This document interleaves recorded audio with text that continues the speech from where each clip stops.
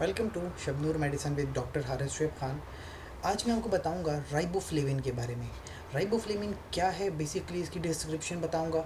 Market में riboflavin के कौन कौन से ब्रांड्स अवेलेबल हैं और मेडिकल साइंस राइबोफ्लेविन के बारे में आपको क्या बताती है।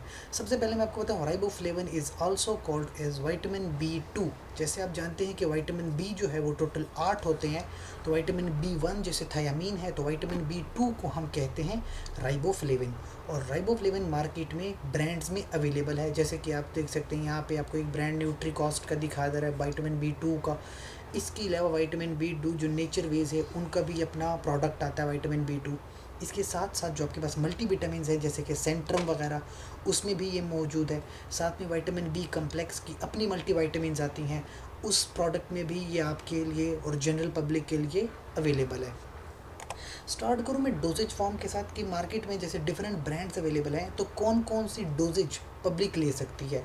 एक तो आपको कैप्सूल की शक्ल में ये मिल जाती हैं। कैप्सूल नहीं लेना चाहते आप तो टैबलेट्स भी आपको अवेलेबल हैं। कैप्सूल इसकी आती हैं 50 mg और 400 mg में।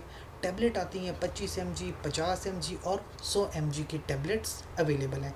आप पे डिपेंड करता है आया आप कैप्सूल लेना चाह रहे हैं या टैबलेट, दोनों आपके लिए अवेलेबल हैं।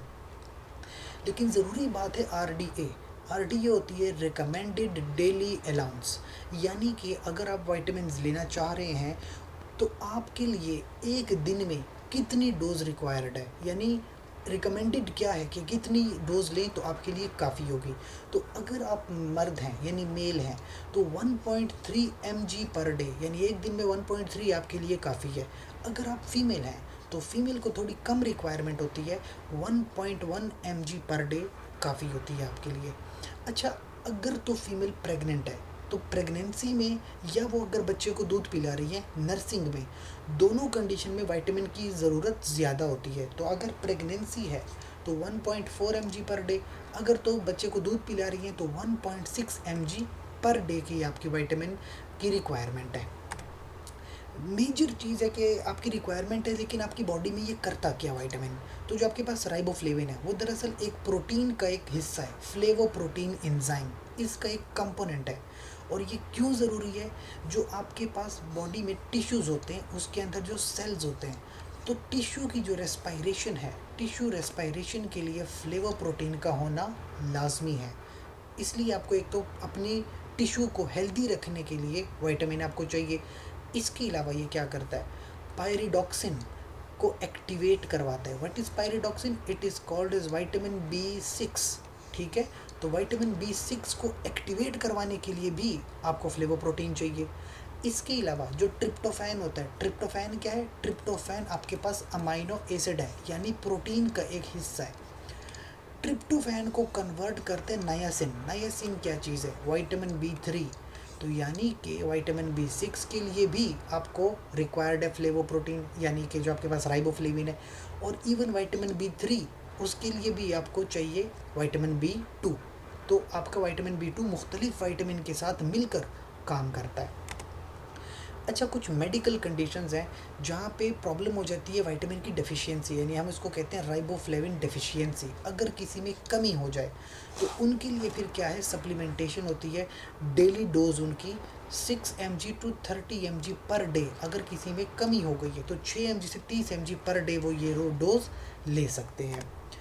न्यूट्रिशन से भी हासिल कर सकते हैं आप। न्यूट्रिशन में देखा जाए तो आपके पास जो है बीफ यानी बड़े जानवर की कलेजी है, बादाम वगैरह, दूध वगैरह या जो डेयरी प्रोडक्ट्स हैं जिनमें दूध है, इसके अलावा जो है अंडे, मछली या स्पिनच, सलाद वगैरह, इन सब से आपको विटामिन अवेलेबल है। यानी चाहे आप एनिमल प्रोडक्ट्स लेना चाहें, चाहे आप प्लांट प्रोडक्ट्स लेना चाहें, आपको इन सब से विटामिन B मिल जाता है। फंक्शन यानी आपकी नॉर्मल फिजियोलॉजिकल प्रोसेसेस, आपकी जो बॉडी का नॉर्मल फंक्शन है उसमें आपको विटामिन रिक्वायर्ड है।